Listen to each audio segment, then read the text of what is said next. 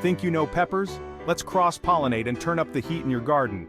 First things first, what is cross-pollination? It's when pollen from one pepper plant fertilizes the flower of another.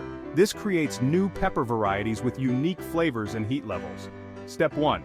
Choose your parent plants. Go for different types of peppers to create exciting hybrids. Next, grab a small brush or even a cotton swab. Gently brush the pollen from one plant's flower and transfer it to the flower of the other plant. Now label your plants. This way you can track your spicy experiments. Fun fact, did you know peppers can cross with both hot and sweet varieties? Imagine a pepper that's both sweet and fiery.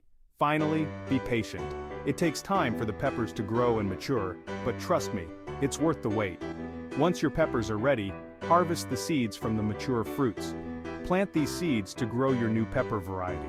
With cross-pollination, you can create your own unique pepper varieties. Happy gardening, pepper lovers! Don't forget to like and subscribe for more spicy tips.